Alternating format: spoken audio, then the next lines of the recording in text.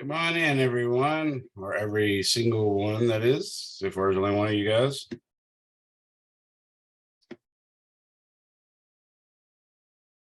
So I had to join audio. Can you repeat that? I said, come on in, every single one of you, because there appears to only be one of you. All right, we got more people now. Whoa, we're up to 2 students. Woo! Of course, I got a little spoiled the other night when my other 242 class came in. It's a big class. Yeah, exactly.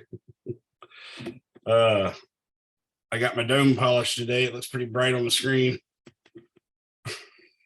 Just noticed that. We'll wait a little bit, but does anyone have any questions while we're waiting for other people to show up, hopefully? I did have one about the extra credit, the part A. I Okay. could not figure out how to set that up. And Let me look at it real quick since have the background open. I want to look at it just to refresh my memory. I was thinking it was the one where you're minimizing, or no, that can't be it. Yeah, I was thinking of 241, not that. So this is week 1 extra credit or week 2 extra credit? I believe it was the week 1. Okay. So yes, I see that. And it said, in class, we worked a problem like the one in the textbook, only I made the distance between Q1 equals negative 80 microcoulombs and Q2 equals positive 50 coulombs, X equal 40 centimeter, and the distance between Q2 and Q3, which was 60 microcoulombs, Y equal 30 centimeters. And that made the distance between Q1 and Q3 equal to 50 centimeters.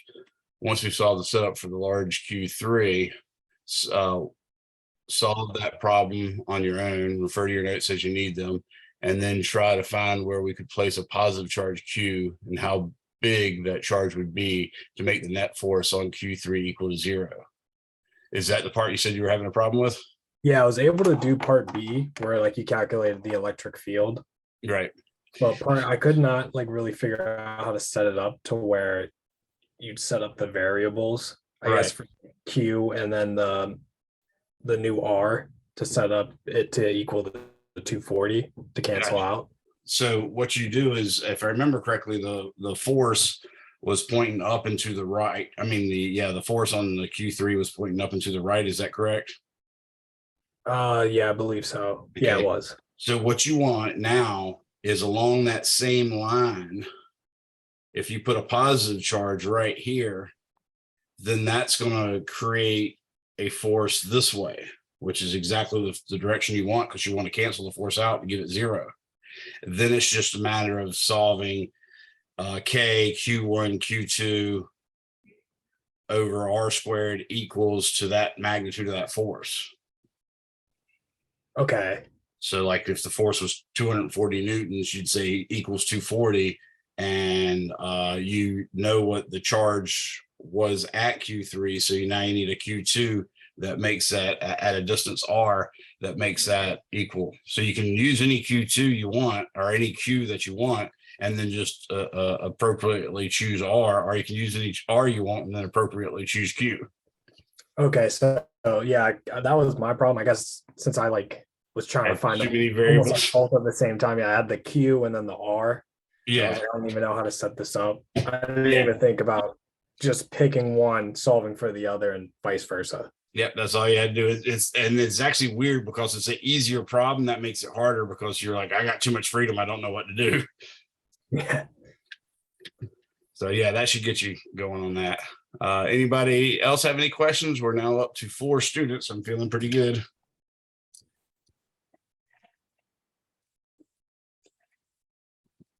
Now I did just make your test 1. I set that back to September 11th. My day class, I had to miss 1 day. That set them behind. I like y'all two groups being on the same schedule.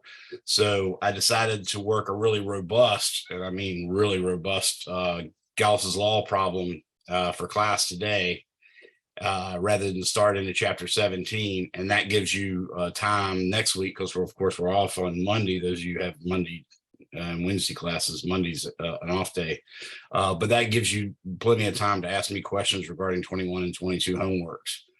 So the test is now September the 11th, and you're allowed up to 3 attempts, and only your highest score counts. So just make sure you get it done by then, but don't forget it, because now it's pushed back over a week. So I'd hate for y'all to forget just because I made it a little nicer for you. The practice tests, of course, will disappear at the same time too, because the whole reason for me even giving you the practice test is so that you can do better on the regular tests. And people later try to get credit for the practice test because they know it helps their grade. But there's no sense in me giving you credit for the practice test if you didn't actually use it when it was useful. So I take it down at the same time as the test. So I guess this is enough to get us started, though. I think we only had like 7 students in the class anyway. So 4 of us is certainly a quorum, excuse me. So I think that's the word. But anyways, what I'm going to do is I'm going to start with a more difficult problem in Gauss's law. So Gauss's law says that the net flux escaping, and this is the electric flux. So we're talking about electric field and field line piercing an imaginary closed surface. And you're taking the components of the electric field that are actually perpendicular to the surface and therefore parallel to the little dA vectors. We're taking those components and multiplying them by the area of their smallest component and adding them all up to get the net flux leaving a closed Gaussian surface. And Gauss's law says that that net flux leaving the closed Gaussian surface is equal to the charge enclosed in that Gaussian surface divided by epsilon naught, the permittivity of free space, which is at 8.85 times 10 to the negative 12 coulomb squared per Newton meter squared. So that is cool. That is Gauss's law. And from it, we can derive Coulomb's law for electric fields and, of course, even for the force. So it's a very valuable equation. And the way we use it in this class, if you were, for instance, taking electrodynamics in engineering, like a 3rd or 4th year class, or if you're taking electrodynamics in physics, like a 3rd or 4th year class, you would use it in differential form, and that would be a differential equation to solve. In this case, it's actually an integral equation, and we're doing something weird. We're actually solving for that little e inside of the closed integral of E dot dA. And you can only do that when very specific symmetries exist, like it has to be a spherical symmetry, or there has to be an infinitely long cylindrical symmetry, or there has to be an infinitely large plate flat symmetry. That doesn't mean Gauss's law is not valid. As I told you, it's not Gauss's helpful hint that sometimes works. It's Gauss's law. So it always works. It's just a matter of, can you extract that E out of a surface integral? Probably you can't, unless you have this really wonderful symmetry. Okay, so that's the big trick with Gauss's law, and how we use it is we're using these symmetries to let us calculate electric fields. And then it gives you a little chance to use calculus too. And I'm trying to show you the ways we can alter problems and still make them a new problem for you to solve that you haven't actually seen, but yet it's still solvable. We really don't have that many physics problems we can solve nice and neat with integrals without actually having to do computations with computers and program the computers and stuff like that. So that's what we're really shooting for here, is to get as many problems with you getting experience with them as possible. So with that in mind, I'm going to go ahead and give you the very long description. I took time to write it out before class. I'm going to give you the very long description of this Gauss's law problem. Like I said, it's sort of the mother of all Gauss's law problems. It's really not that bad. It's just a matter of there's a lot of steps to it. So let me turn on screen sharing, and let me make sure my appropriate app is open. I'm going to say do this, and I just checked it before class started, so hopefully it should work now. But there's always a good chance that it won't. Yes, it did work. Woohoo, who's your daddy? All right. So this is Gauss's law at the very top, closed integral E dot dA. And as I was just telling you, Gauss's law says that the net flux leaving a closed imaginary or real Gaussian surface is equal to Q enclosed over epsilon naught. And that left-hand side is the calculation of that flux. That right-hand side is what that flux is equal to, Q enclosed over epsilon naught. And Q enclosed means the charge inside that closed surface. What we do with it is we're trying to extract that E in there by using certain symmetries. And the circle on it isn't anything fancy. It's just to remind us, hey, when we go to calculate Gauss's law, use Gauss's law to calculate electric field, we can only use it over closed surfaces. So they put that circle on there to remind you the surface has to have a clear inside and outside. That can sometimes save you. For instance, when you're doing cylindrical Gaussian pillboxes is what they call them. You have to do, if you imagine the Gaussian pillbox as if it were a soup can, you have to do the soup label surface as well as the lid and the bottom. So that little circle helps us remember that. So what I've done here is I made up an example, and it's an example that's going to come in handy when we start to do capacitances. But right now it seems a little strange and forced. So that's okay. I'm just trying to get you experience with Gauss's law and the more complicated ways we could do the right-hand side of Gauss's law, but in a way that's solvable. So it says, consider a coaxial cable. What does coaxial cable mean? Those of you who have DirecTV, Dish Network, or cable, you know there's a little black cable that comes in either from your satellite dish or from the cable company's satellite dish. And if you were to look at the end of that, you would see, if it's already got a fitting on it, you would see a threaded fitting made of metal. And then you would see inside, probably you can't, but sometimes you can see a little wire screen. It's really woven wire in sort of a tube shape. That's actually the outer cylindrical shell, if you will. And then you'll see some white sort of material in between that wire screen mesh stuff. And then there's a little copper wire right down the center, and that's the inner cylinder. So that's what coaxial cable is. It's literally a cylinder inside of a cylindrical shell.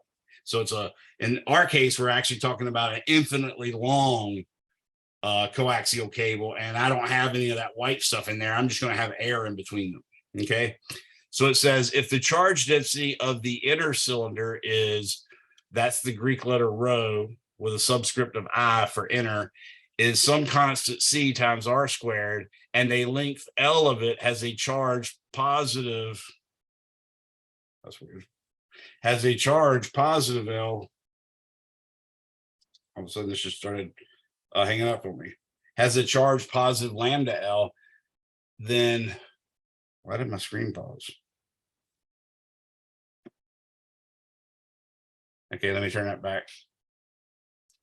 All of a sudden, it just said my screen paused. My iPad hadn't went to sleep, but for some reason it acted like it had.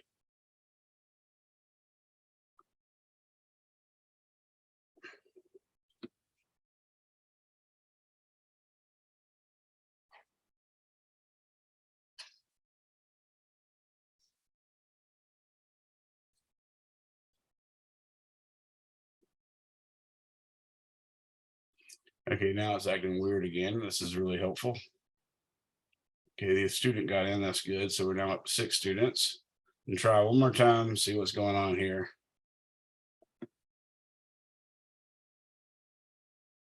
Let's see now what worked.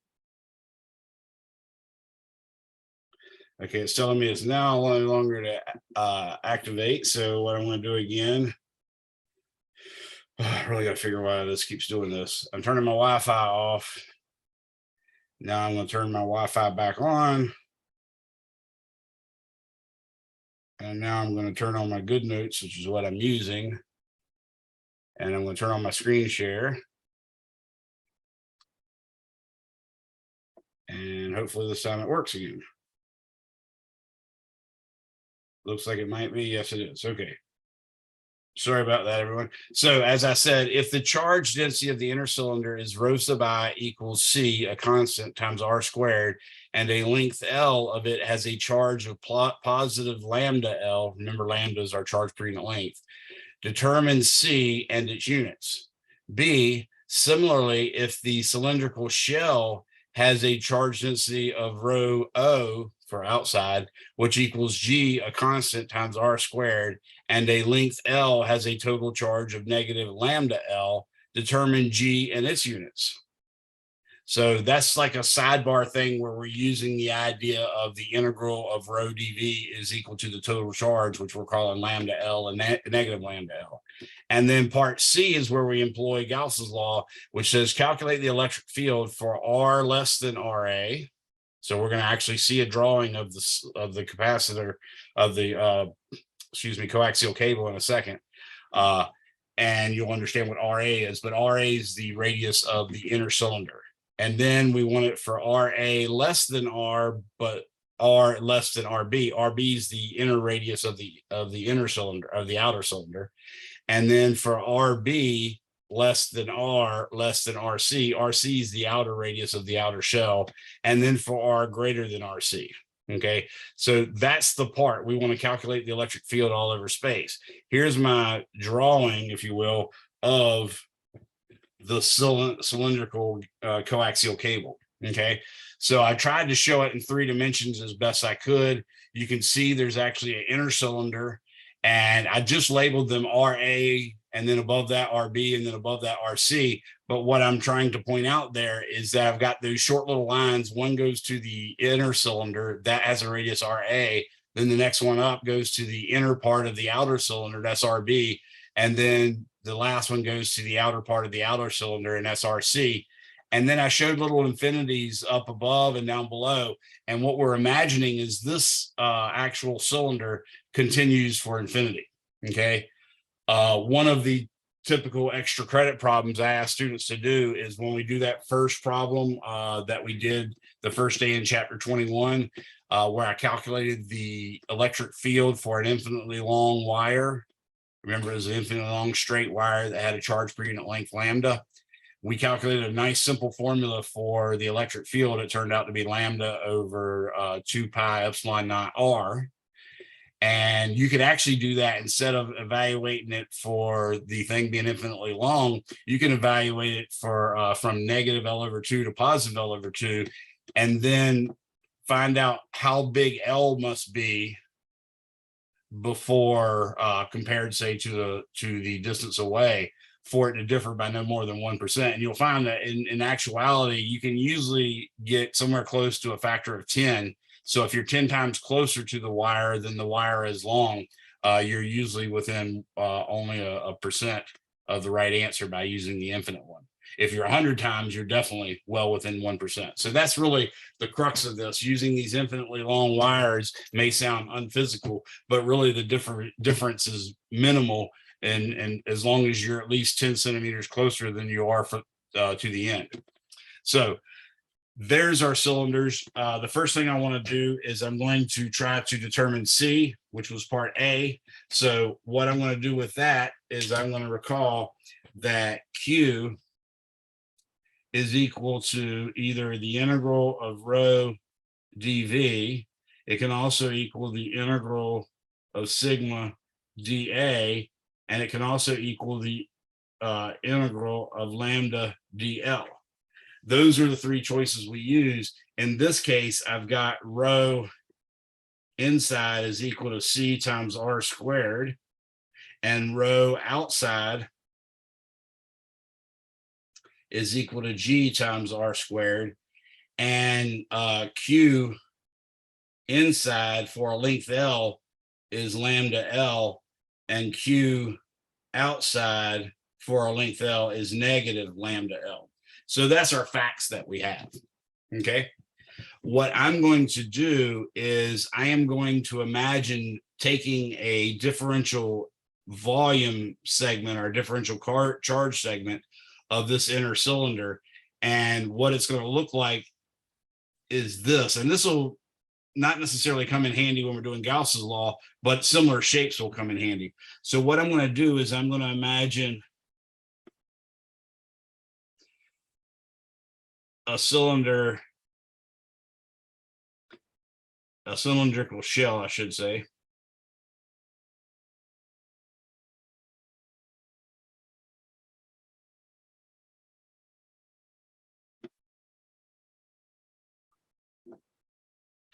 And you can see I'm using the features of OneNote a little better.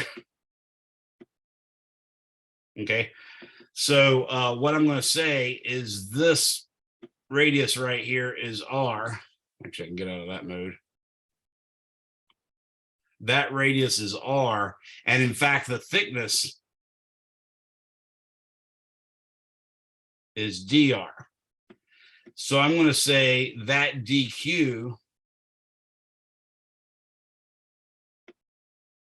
which is equal to rho dv, is going to be equal to c times r squared.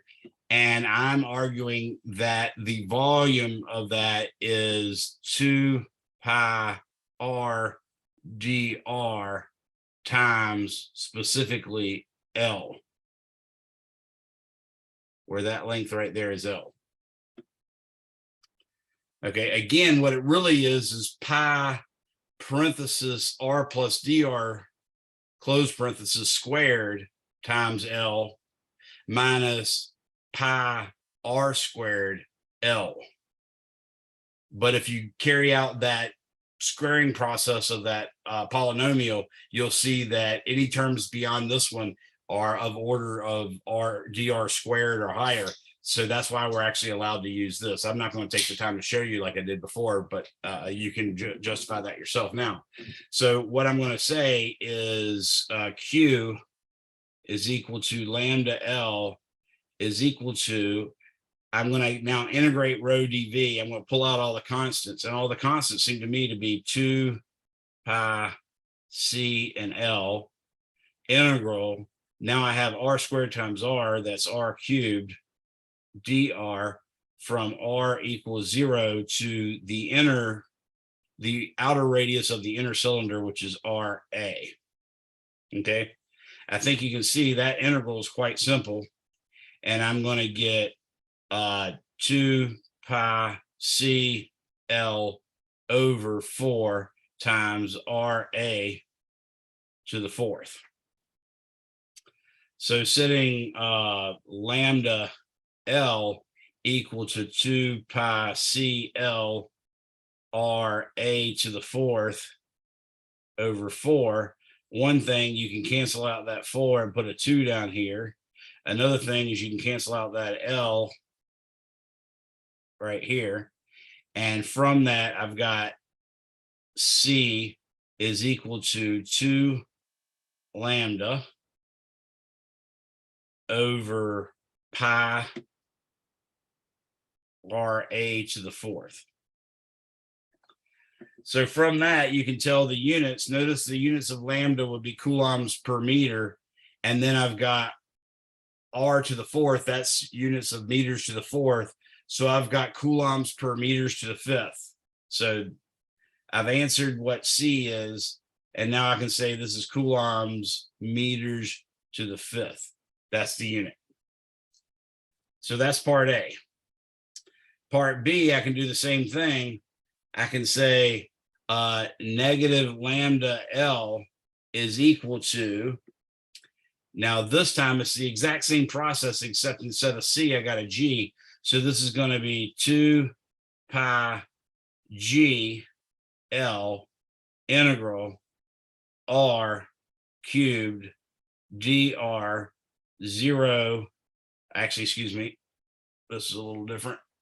This one's actually integrate for the outer shell. So I'm going to integrate from RB to RC. But again, we're using the exact same shape. It's just now that red cylindrical shell is going to be between RB and RC. Have I lost anybody on this? So again, I'm going to get a 1/4. So I'm going to go ahead and take the liberty of calling this a pi G L over 2. And now it's going to be RC to the fourth minus RB to the fourth. And from that, you can see that G is going to be equal to 2 lambda. Oh, let's get rid of that. It's going to be 2 lambda over pi, and then RC to the fourth minus RB to the fourth. All that's in the bottom. I don't like the way I wrote that. So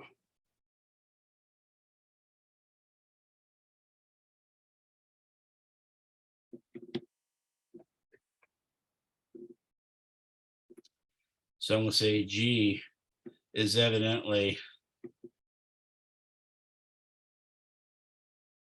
2 lambda over pi R C to the fourth minus RB to the fourth. And you can see the units are the same. That should be coulombs per meters to the fifth. So I've now done parts A and B. Does anybody have any questions on that?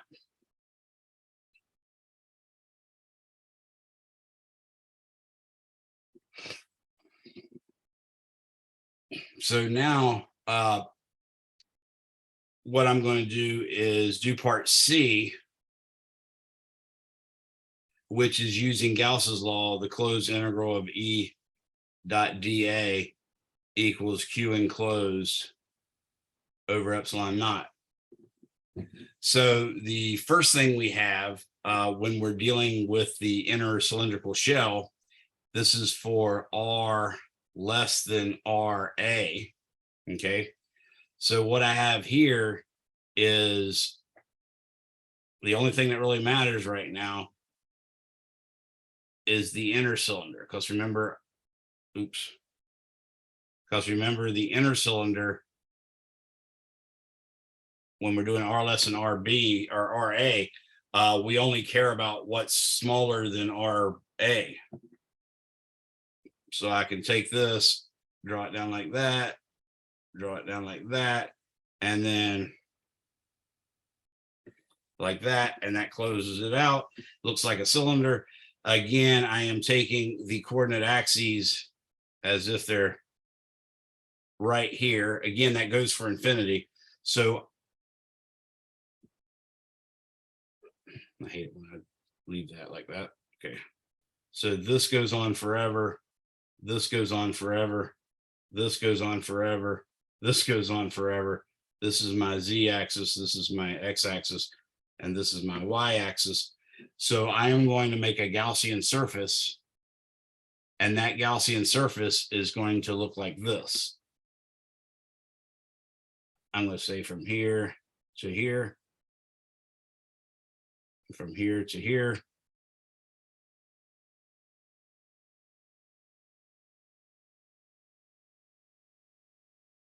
I forgot to put on the training wheels. The training wheels make it a lot better.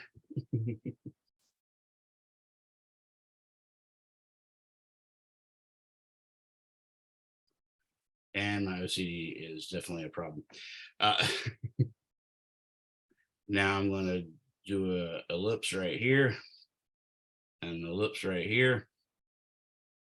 Okay, that's my Gaussian surface. It has a top, a bottom, and so on and so forth, but its length, oh, dang it, I hate that. I just want to punch a baby. All right, so this length is L, and everything got cattywampus on me here. I don't know exactly how it got cattywampus, but it did. My sphere is not working right. My ellipse is all twisted, making me mad.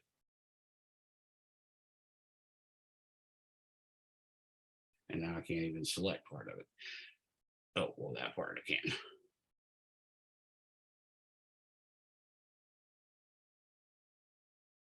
Okay, so it looks like that wouldn't work anyways.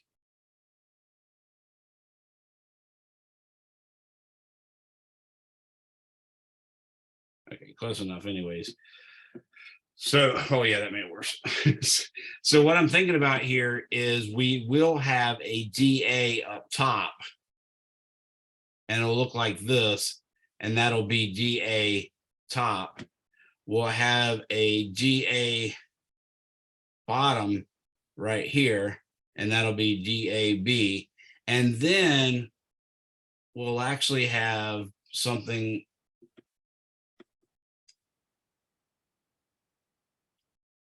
sort of like this.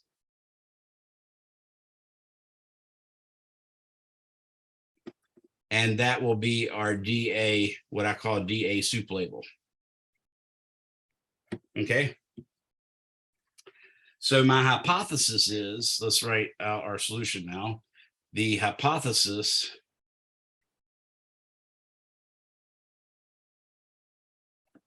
is that E vector is equal to E of R only, meaning it only depends on the cylindrical coordinate R, and it will point in the cylindrical coordinate direction, which is in the XY plane, but radially pointing away from the Z axis.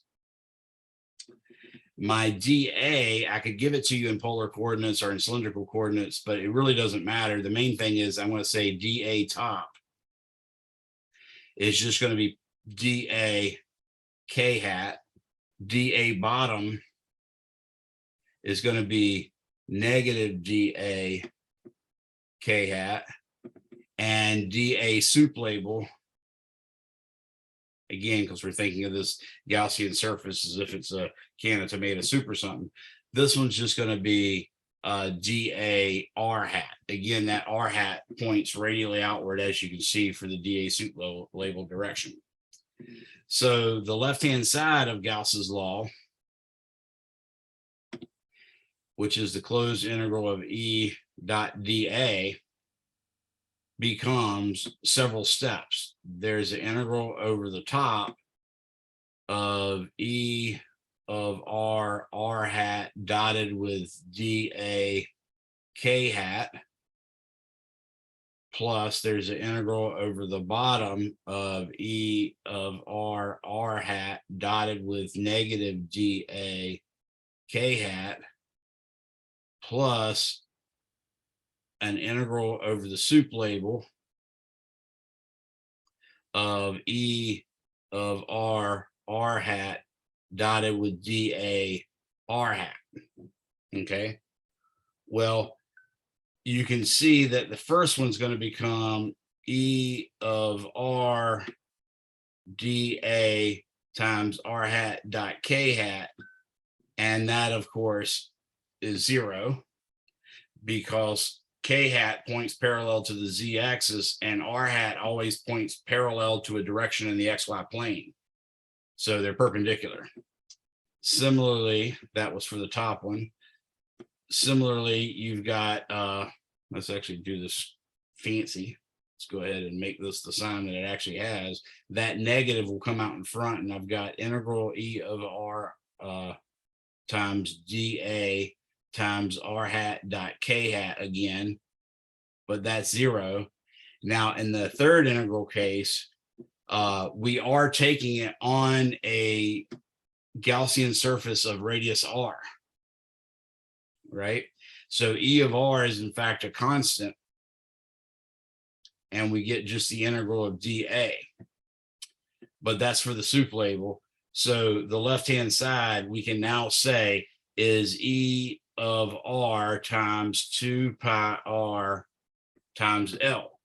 Because if you actually took a soup can label and let's say you found where it was glued to the can and you cut right along that part vertically, maybe that would be enough to free it from the can. We're hoping it would, but if you did, you pulled it off, it would be a large rectangle, and the length of the rectangle would be the distance around the can, which is 2 pi R, and then the height of the rectangle would be the height of the can, which is the L. So that's why it's 2 pi R times L. So we've got the left-hand side. The right-hand side is really the hard part, if any part's ever difficult in Gauss's law, and it goes like this.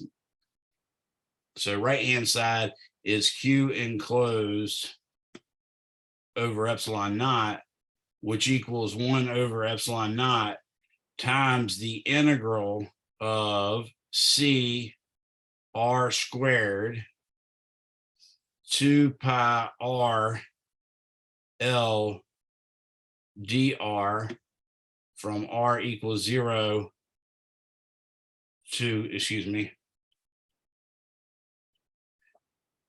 to whatever R we stop at. In other words, we're going to want it as a function of R. And from that, we can see that it becomes 2 pi C L, 2 pi C L. I think that's it. Yes, 2 pi C L times R to the 4th over epsilon naught. And now I can plug in my value of C, which, if we remember, C was 2 lambda over pi R A to the 4th. So don't we need a quarter in there? What's that now? Oh yeah, thank you. Good catch. 2 lambda over pi R A to the 4th. I think that was what I found. Yeah, 2 lambda over pi R A to the 4th. That's what my C is. And this will be pi L R to the 4th over 2 epsilon naught. So you can see the pi's cancel out, the 2's cancel out. The lambda times L can be treated as lambda times L, which is what I'm going to do. But you could also just call it Q, but I'm choosing to do it this way. So I'm going to say it is equal to lambda L over epsilon naught R A to the 4th R to the 4th. So now I have the left-hand side and the right-hand side. The left-hand side is E of R times 2 pi R. So left-hand side equals right-hand side.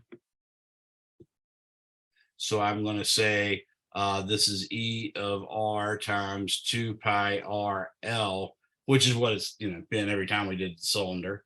And then the left-hand side is going to be lambda L over epsilon naught R A to the 4th times R to the 4th. So you can see one of these R's is going to cancel out, but the electric field is definitely going to be a function of R. So I'm going to say that E, the electric field, is clearly going to be equal to, notice the L's cancel out as well. It's going to be lambda over 2 pi epsilon naught. And then at the bottom, I got R A to the 4th, or excuse me, that should have been to the 3rd, right? No, that's right. R to A to the 4th. And then this one over here will be R to the 3rd.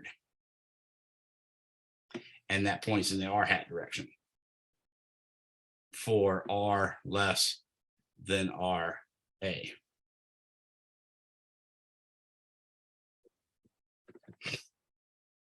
Now, if you notice, if you actually plug in, or if you actually sort of look at it and see that it's lambda over 2 pi epsilon naught R cubed over R to the 4th, that looks a lot like lambda over 2 pi epsilon naught with the R in the bottom, which is what we got for just a regular charge distribution that was cylindrical.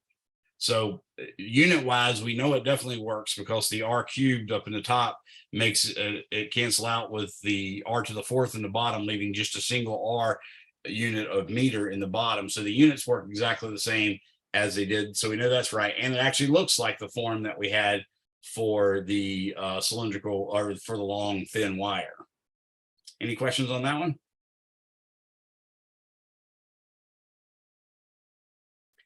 Now, the next part's actually easy because we're going to say R, or let me see, RA is less than RB. That is really easy, and you'll see why in a second. Okay. So what we have now is, again,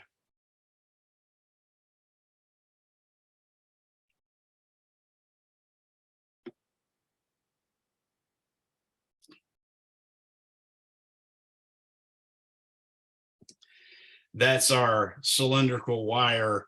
I'm cutting out a certain length L. Okay, I've still got that on, so I'm going to mark that like this. I've still got a length L that I'm dealing with, even though it goes on for infinity. Okay, but now I'm taking the Gaussian surface to be outside of that and inside of the other one. I don't even have to pay any attention to the other one. I'm just going to take my Gaussian surface and use my autocorrect and take my Gaussian surface, use my autocorrect, and that's my Gaussian surface of radius r.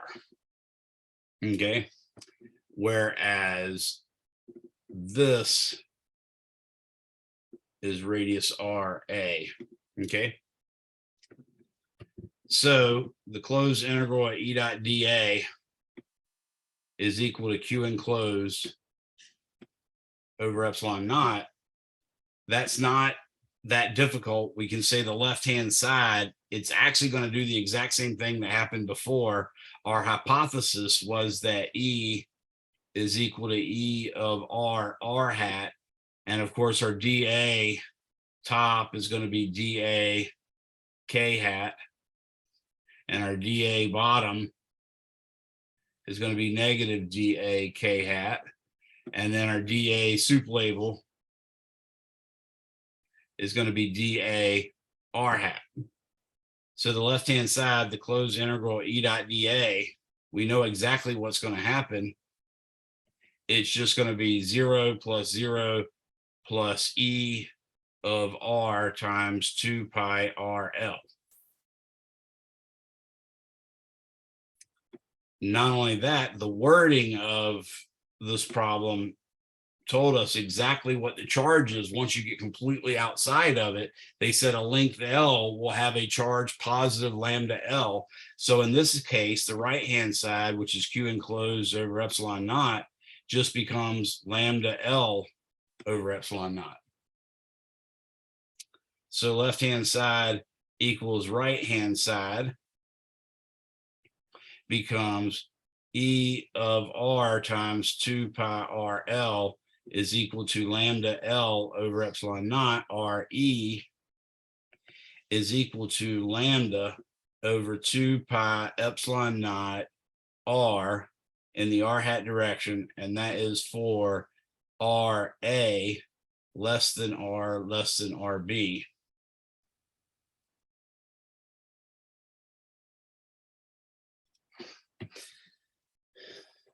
And that's exactly what we got for a Gaussian or for a long wire.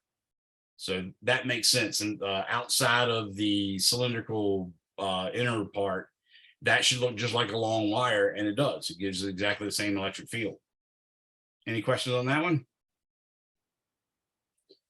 Does everybody recall why we were able to just say that was 0 plus E of R times 2 pi RL? No problems with that? All right, so the next part we have to do is we have to do R between RB and RC. So I'm going to say RB is less than R is less than RC. Now I have to draw my cylinders as follows. That looks pretty good. I'll come down here and do the same thing. Like that. I'm going to connect this with that and connect this with that. Looks pretty good. A little cattywampus, but that's okay. Actually, I can.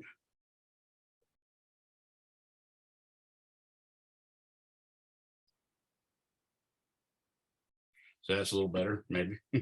All right, and then I've got the inner cylinder, the inner wall of the outer cylinder.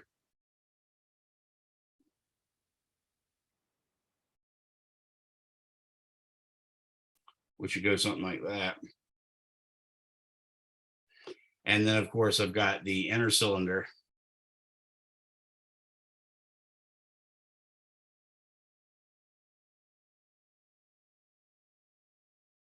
Supposed to be, of course, concentric. since it's like called coaxial and everything.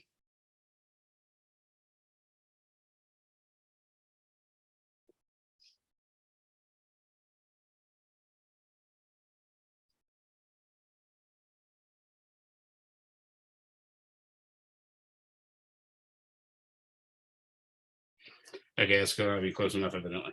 So we already have a charge in here of positive lambda.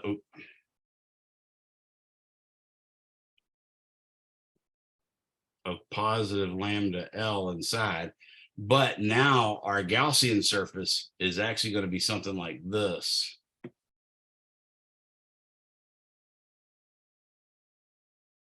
That was terrible.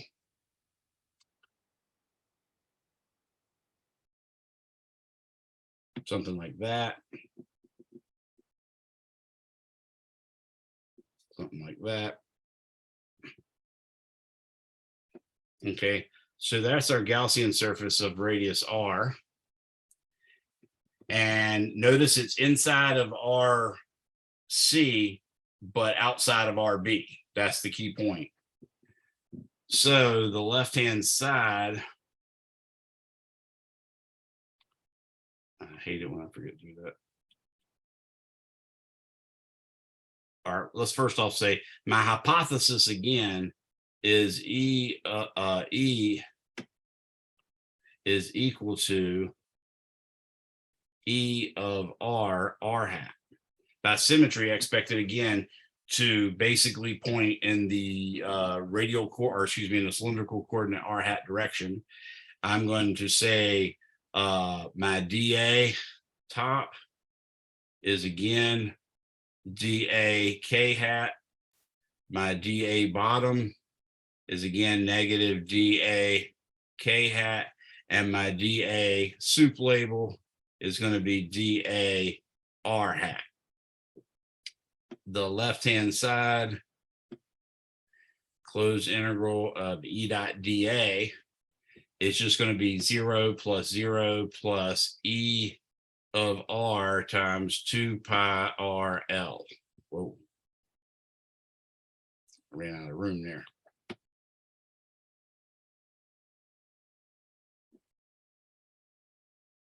Might as well do all this. So closed integral of E dot dA is going to be 0 plus 0 plus E of R times 2 pi RL. Because again, we did use L for the length. Okay. Now the right-hand side is the hard part, but it's again not that hard because we already did the part where I had to derive what G was. So the right-hand side is Q enclosed over epsilon naught. So I'm going to say that's equal to 1 over epsilon naught times, what do we have? 2 pi GL integral R squared dr from RB to R. And notice R is less than RC. Okay, so this is going to be equal to 2 pi GL over epsilon naught with a 4 in the bottom due to the integral because that was R squared times RdR. So that's going to be R cubed, which gives me R to the 4th minus RB to the 4th. Like that. And of course we can substitute G in, and G was 2 lambda over pi times R C to the 4th minus RB to the 4th. If memory serves me, that's what G was. And now I've got pi L over 2 epsilon naught times R to the 4th minus RB to the 4th. You can see the pi cancels out, the 2 cancels out, and whoa, never done that before. Okay, sorry, y'all didn't see all that, luckily. So I now got lambda times r to the fourth minus rb to the fourth in parentheses over, and there's also still an L here, over epsilon naught times rc to the fourth minus rb to the fourth. So that's my right-hand side. Now I can say left-hand side equals right-hand side. And I'd get E of R times 2 pi RL is equal to lambda L times R to the fourth minus RB to the fourth over epsilon naught RC to the fourth minus RB to the fourth in parentheses. You can see the L's canceling out now. And finally, I say that the electric field is equal to lambda R to the fourth minus RB to the fourth over, oh, and I think I had to have a negative. Let me fix that. That'll be a negative here, and that should be a negative here, and that should be a negative here. Because when I plugged in G was negative. Now I have down here 2 pi epsilon naught RC to the fourth minus RB to the fourth in the R hat direction. And this is for RB less than R less than RC.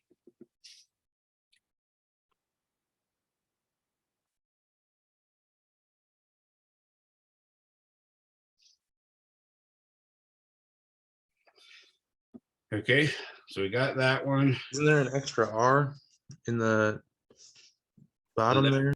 I will check that. Let's see.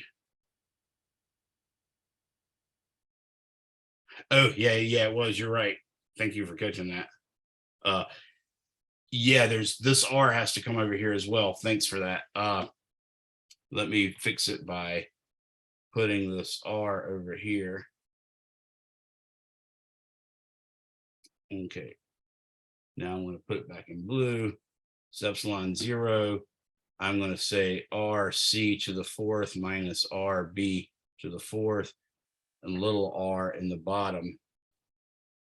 So basically it has a 1 over R falling, but it's also got an R to the fourth in the top that's trying to make it a little less severe. So that's basically what the electric field is now. But yeah, thanks for catching that. You definitely need that R in the bottom there. Anybody have any questions on that?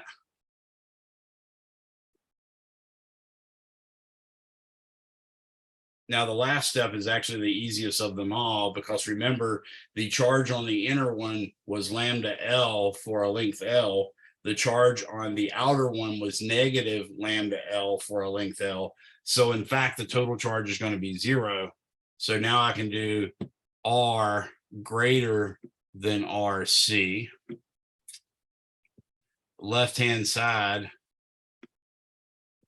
closed integral E dot dA is clearly going to be 0 plus 0 plus E of R times 2 pi RL.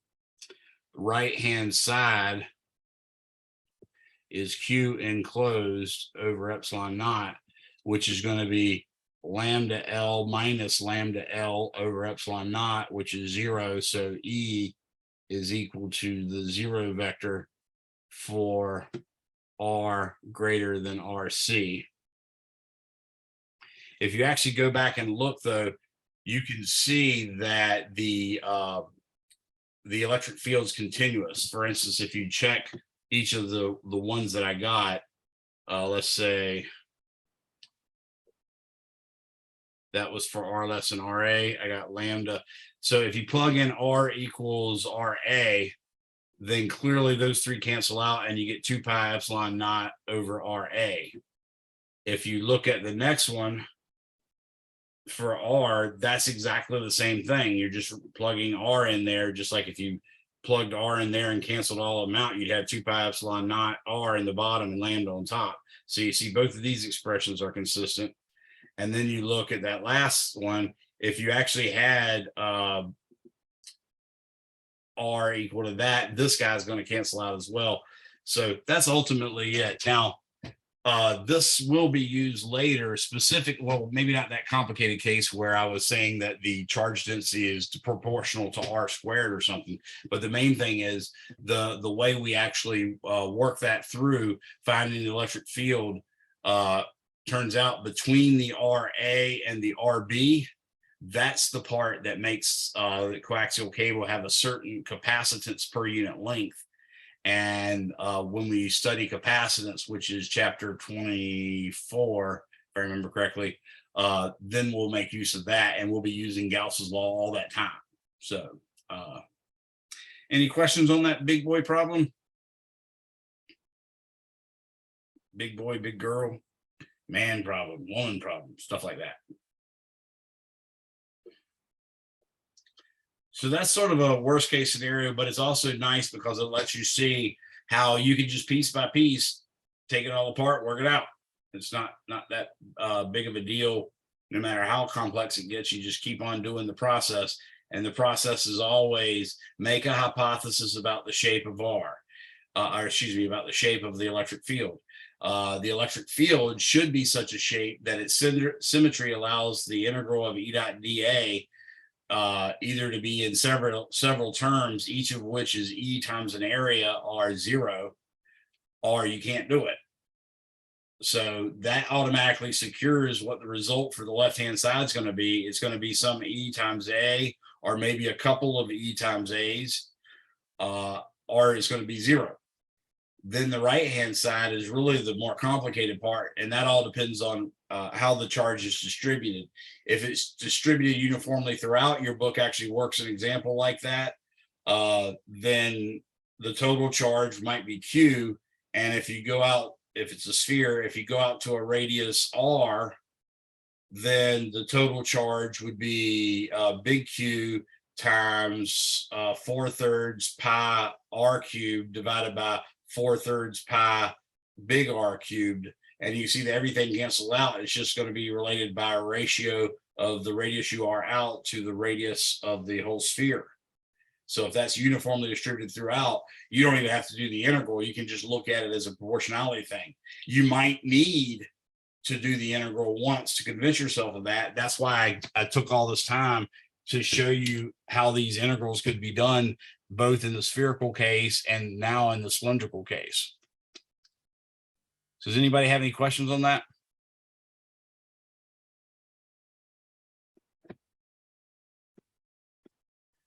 All right, so I'm trying to look and just see if there's anything else that I really want to make sure I hit on in the Gauss's law chapter. Remember, Gauss's law can be used to explain Faraday cages. If you actually read your textbook, you'll get that. They have questions at the end of the chapter that are more like concept questions, but you're also getting that from our concept questions homework. So those are helpful as well. Just the more of those you do, the better off you'll be. Your book also has misconceptual questions where it's actually added typical misconcepts or misconceptions. And that's a nice thing to look at. But the main thing is Gauss's law can be used to figure out, for instance, if I take a spherical conductor that has no charge on it, and I scoop out a spherical hole in it anywhere, it doesn't have to be in the center, it still has no charge in it. And then if again, I'm sort of doing it like teleporting, because obviously if it's a whole spherical conductor, a solid spherical conductor, it'd be really hard to scoop out a sphere somewhere in it without screwing it up. So what we're going to do is imagine teleporting out a small sphere from within the sphere. Let me show you what that looks like. So let's imagine we have a sphere, and I don't know why I didn't do that with my special tool that makes it a sphere. Okay, so that's a sphere.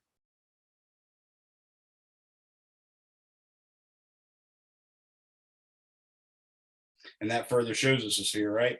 So I'm going to say Q is equal to 0 for that. Now I'm going to take that same sphere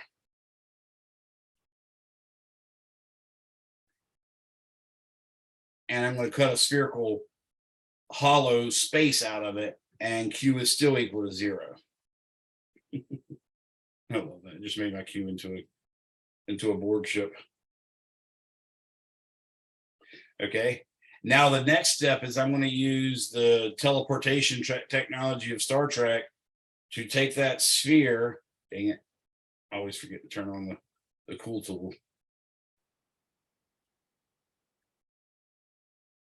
That was like, man, it didn't even recognize I was trying to do a circle. That's how bad my circle was.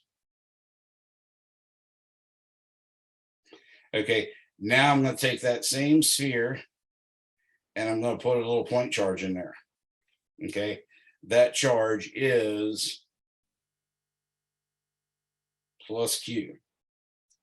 Now, in electrostatics, which is what we're studying, because we have not considered adding a voltage to anything, and adding a voltage would actually cause current to flow, and therefore current can't flow right now. So in an electrostatic situation, we can now imagine a Gaussian surface just outside of that sphere.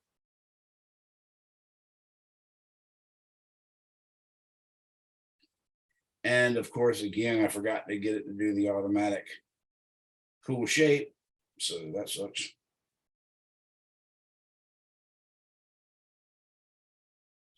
Okay, there's my little Gaussian surface. Now, what we know is the electric field inside of, dang it.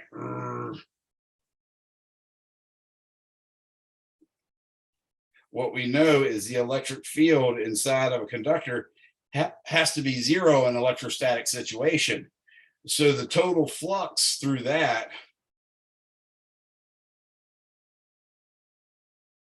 must be 0 because E equals 0.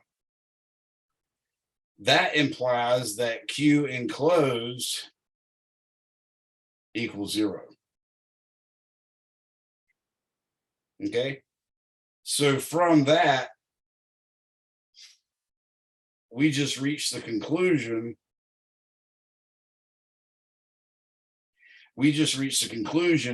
That there must exist a charge of negative Q on the inside surface of the spherical cavity, and that charge is negative Q.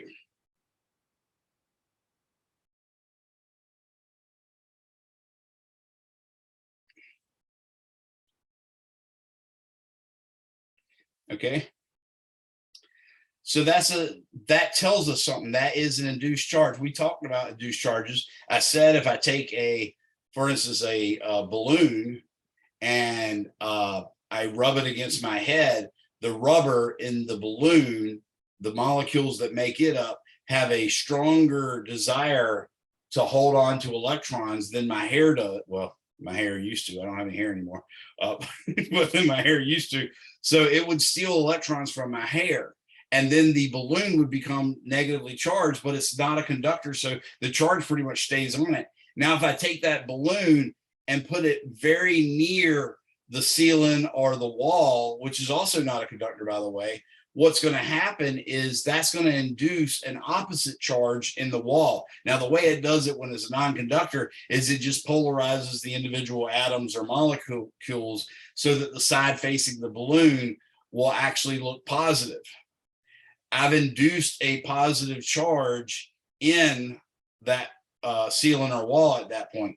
What this just showed is, yeah, that's what happens. Induction happens, and it happens on the inside of a conductor, and the amount happens to be exactly the opposite of the charge you use. So I know definitively from Gauss's law that a charge of negative Q will be induced on the inside edges, because as long as I keep that that red Gaussian surface inside of the metal, the electric field has to be 0. Hence, it must be on the outside surface. Okay, you can even realize that obviously the electric field would have a discontinuity of sigma over epsilon naught at that point, because the sigma would be the charge per unit area, and that would happen to be negative q over 4/3 pi, or excuse me, over 4 pi r squared, where r is the radius of that little cavity. Now, as I said, the charge of the conductor was initially positive and ours was initially 0. So as a result of us pulling negative Q charges out of it, it now has a net positive charge that's got to be getting rid of. And they can't sit around inside of the conductor. They're actually going to maximize their distance away from each other so that the potential energy is as small as it can be. So that's actually going to force charges to develop on the surface of the outer surface, that is, of the sphere, and that charge will be plus Q. So now all of a sudden, this charge looks just like this little charge inside, which was off center, is making this making this initially uncharged spherical conductor look like a point charge at the origin, and in fact is going to have or at the center of the big sphere, is going to have an electric field acting like a point charge at the center of that sphere. So we've managed to learn some interesting things about conductors and the way they behave and polarize and stuff like that. Another thing we can do is we can consider right next to the surface of a conductor. Let's imagine, for instance, a surface of a conductor like this, and then inside is conducting material. Okay, if we take a little Gaussian surface like that, and then like this,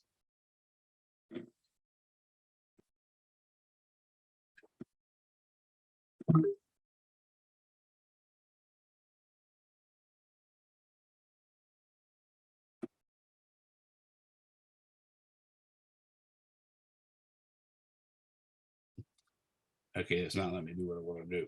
Let's see if I can do it this way. Okay, what happened? That little red ellipse in there is where the I should have made it blue, for instance, is where the conductor is running into the actual soup can, if you will. Okay, so inside E is equal to 0. Outside here, though, E is going to be very much perpendicular, because this is a conductor, and what we learned, for instance, in lab, is that a conductor is the equipotential surface, and if the electric field had any component parallel to it, that would actually cause charges to move parallel to the surface, which is the opposite of electrostatics. So the electric field must in fact be perpendicular at the surface, which is why I drew the shape that I did. So now I'm going to draw the electric field right here. It's going to be perpendicular to that surface. And according to Gauss's law, I'm going to have the closed integral of E dot dA is equal to Q enclosed over epsilon naught. Well, I know Gauss's law for the top. Well, we're just going to do the parts. We're going to get the top is going to be E times A. We're going to do the sides, and that's going to be 0. And then we're going to do the bottom, and that's going to be 0.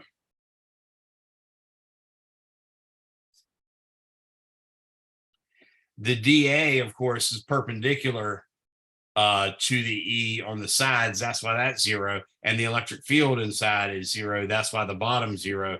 So I end up getting that. Now, the right-hand side is the charge enclosed.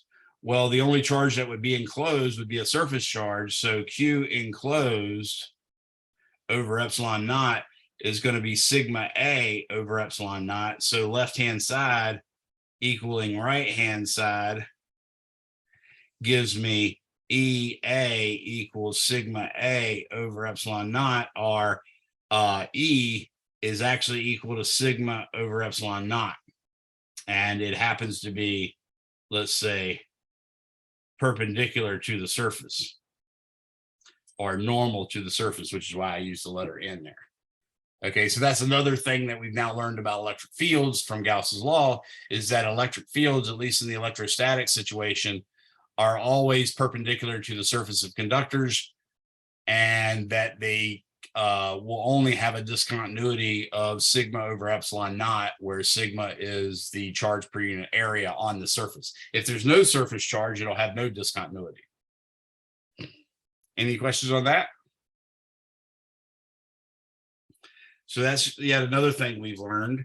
Oh yeah, one more thing I want to show you. So let's kill this.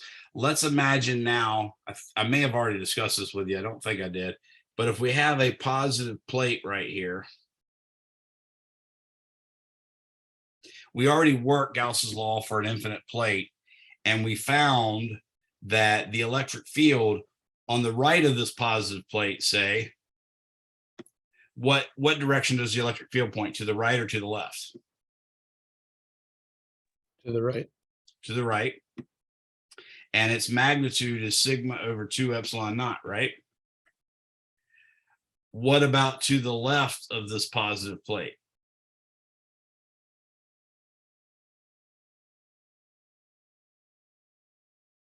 Same magnitude, opposite direction.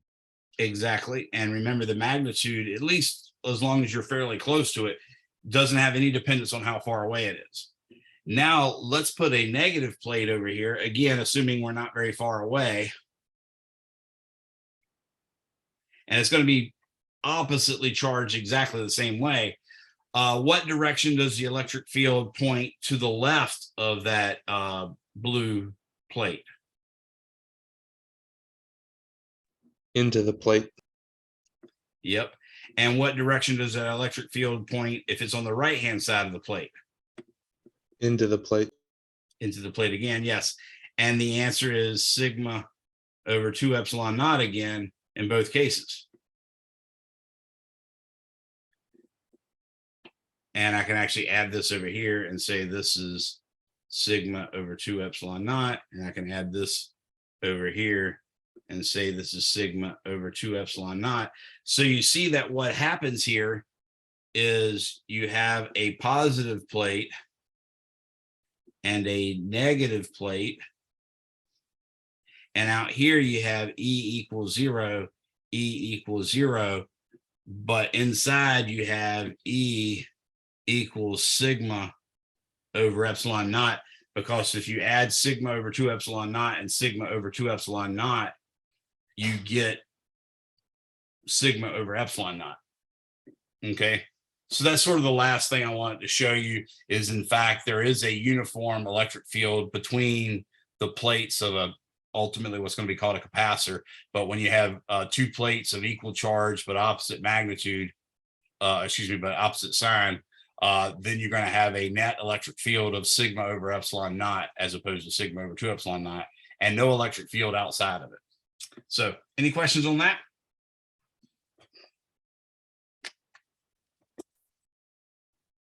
All right, well, we've covered more than enough. I did give you guys an extension. Remember, your homework is now, your test one is now not due until September 11th at 11:59 p.m. I would say start taking that practice test as soon as you can. There was a problem with it. I think I fixed it now, or I've definitely fixed it now. Namely, it had another date that I had to change. But anyways, you should be able to take it an infinite number of times. The more you take it, the more likely you are to see the problems on the test. And if you see a problem that's not on that you haven't seen and it turns up on the test, that could be only worth less than maybe 20% of the test points or less. In other words, I reserve the right to change up to 20% of the questions. So, any questions?